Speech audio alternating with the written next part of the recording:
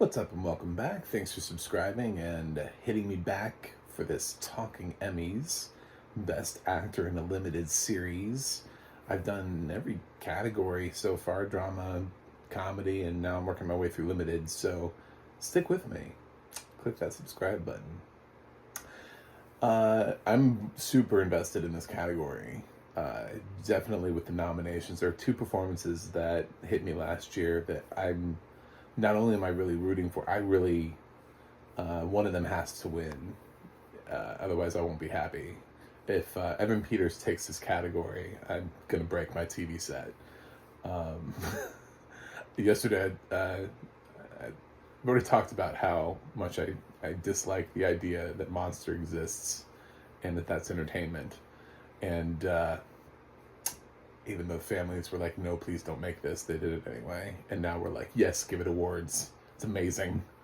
So, of course, I think Evan Peters is going to get a nomination. It just seems like that's the world.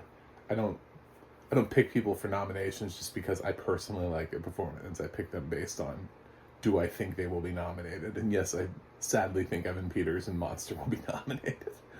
So, there you go. There's that. But I would really love it if the Emmy, with all of their benevolence, could see to give it to one of these two guys. My second and third choices in the nomination category, Taryn Edgerton for Blackbird or Steve Carell for The Patient. I think both of them are in serial killer adjacent shows. Neither of them play the serial killer. And with The Patient, it's fictional. And with Blackbird, it's based on a sort of harrowing true story. And that show absolutely tried to stay away from glorifying violence.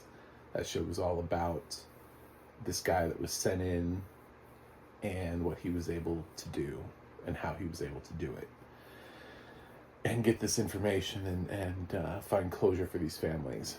So both of them turned in stunning performances. There's a scene with Taryn Edgerton where he just has to sit there and listen to Paul Walter Hauser's character listing off this stuff, and even through the audio description, I can feel his performance. Like I can just feel Taryn Edgerton in that scene, in that moment. And then later on when he's trying to remember the map and he's writing it all over the wall because he doesn't have anything to write with, and he's just trying to do anything he possibly can to not forget the little bit that he has. The other one, Steve Carell, it's a brilliant performance. If you haven't seen The Patient, please watch it. If you didn't get to the end, I don't want to spoil how the series ends, but it's an amazing performance from Carell, who is often really underrated for his dramatic work. He was actually fantastic, especially in the second season of The Morning Show. He deserved more love than he got. I know it's weird because that runs in the comedy category, and there was nothing really funny about his performance. So that makes it a little hard to nominate him, but he definitely had some revelatory moments in that. And he's been great in other dramatic work too, like Beautiful Boy. And it's weird that Foxcatcher's his one Oscar nomination. So hopefully both of those guys one of those two will end up winning. Both of them hopefully will be nominated. God, this category is not nearly as tough as actresses. So, yeah, let's hope for that. And then after that, I've got, of course, I'm going to stick with Michael Shannon for George and Tammy. He's my fourth place spot. It's Michael Shannon, and it's a real life person. It's a biopic. I don't know how much power Showtime has to be able to get that into series, and it was a little while ago. But again, I think when people see Jessica Chastain and Michael Shannon like floating around eligibility on the ballot, they're well-respected actors, and I think both of them will end up getting in, even if the series doesn't.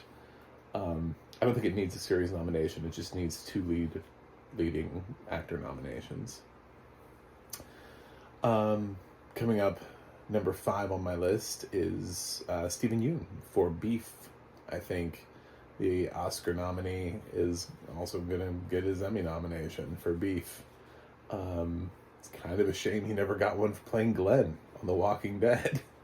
It's sad that we wrote that off as being genre television, and all of the great moments that he had as Glenn over the years just never went anywhere. But it's great that he will get nominated for Beef. I'm not a huge fan of the show, but I don't hate it.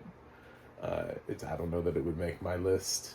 I'm sure there's one or two performances that I would rather have here, but I think he's good in the show, so I'm not bothered by it. So for the 6th place spot, originally I had somebody else here, and I just swapped it today. I took a hard look at sort of the remaining nominees, and I asked myself a tough question. Originally, when I was doing this list, I saw something that made sense to me at the time, and I've gone back and I've looked at it, and I've thought there's something to be said about where these things come from, and how are they getting out to Emmy voters, and when were they released, and all that kind of stuff. Originally, I had Daniel Radcliffe for Weird, and I took him out.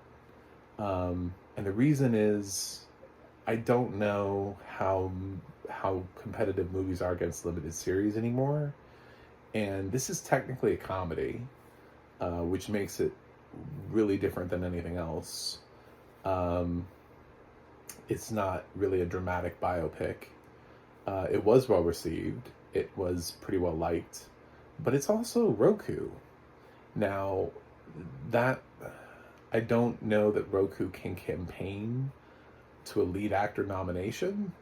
I've been hesitant to even put Peacock things in, but I think there's a reason why we typically don't talk about things that come from Roku or Tubi or Freevee or Shudder or, some of like the downstream services, is because we don't really know how much they have to be able to put in the ad campaign.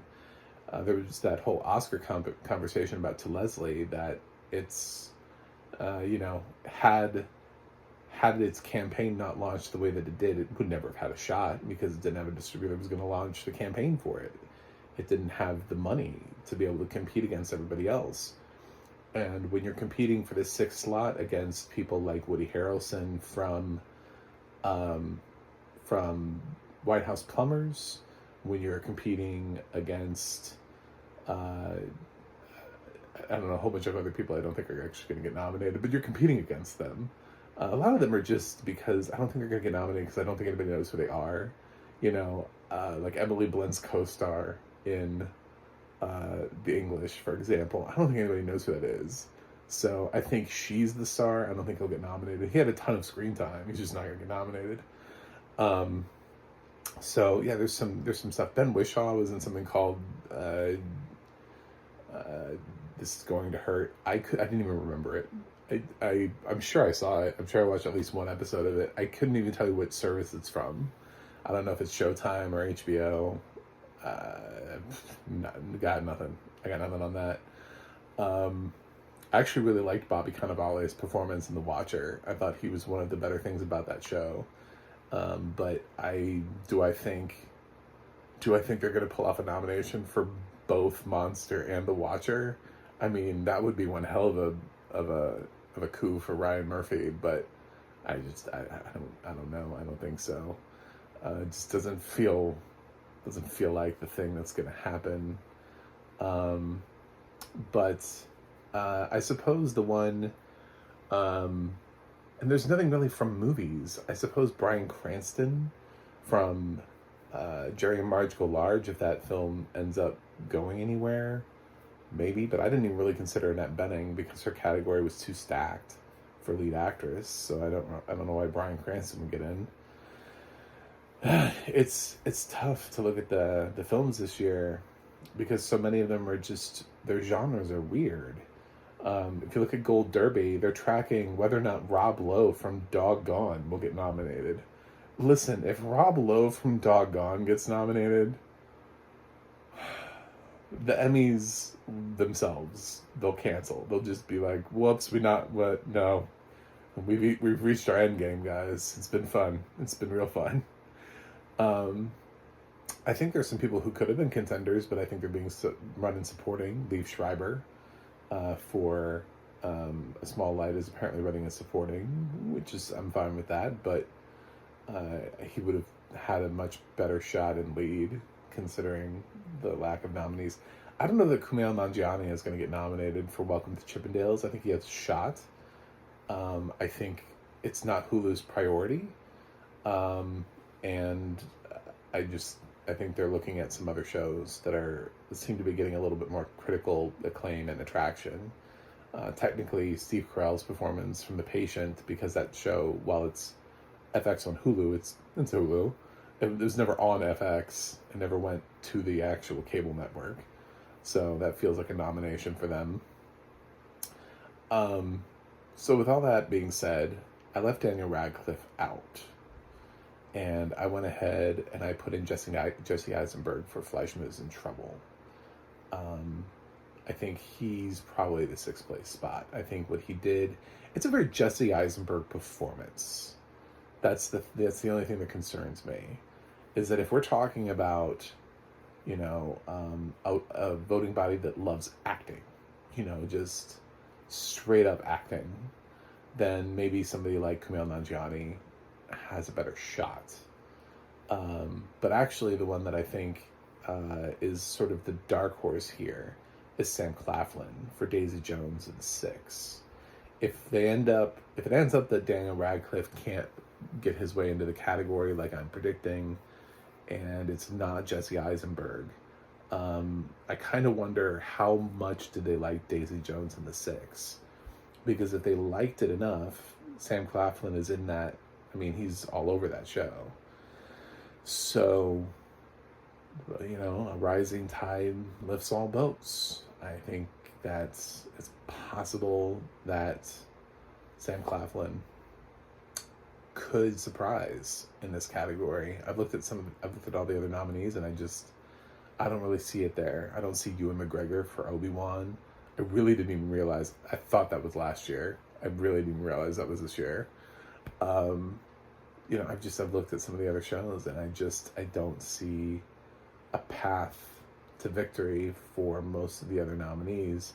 Some of the movie nominees are really bizarre. They're really weird. They're just really weird nominees. I saw Billy Crystal was trending for Mr. Saturday Night, and I was like, did they film the Broadway show? And I didn't know about that? I so want to know about it now. Like, I want to go watch it, because I know it can't be the movie from the 90s. I know they didn't remake Mr. Saturday Night. It has to be the fact that they filmed the Broadway show. But where did they put it? Because I didn't hear anything about it. I didn't hear that it was going anywhere. Is that like a PBS thing? Was it on PBS? I have no idea. I'm very intrigued. But, no, I don't think he'll get. Just like I've been leaving off the live Beauty and the Beast. They played it against. It's mixed with the movie. You know what I'm saying? It's mixed with the actual animated cartoon. It's hard to really be like, oh, give Josh Groban that Emmy nomination for the occasional moments that he comes out and doesn't have to share his screen time with the animated version of himself. So, those are my picks. I think that's pretty valid. So, we'll see.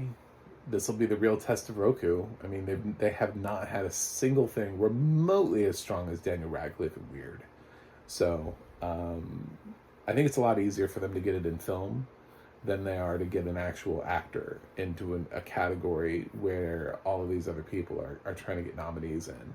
I mean, I'm leaving out I don't have HBO getting a nomination here, which I don't mind as much. It bothers me in series, but it doesn't bother me in an acting category. I don't think they're going to get a nominee in every single acting category. But, I mean, they're good, but they're not that good. They can miss an acting category every once in a while. So it's possible that they could get pushed out of this category. I just don't think Woody Harrelson has the strongest performance.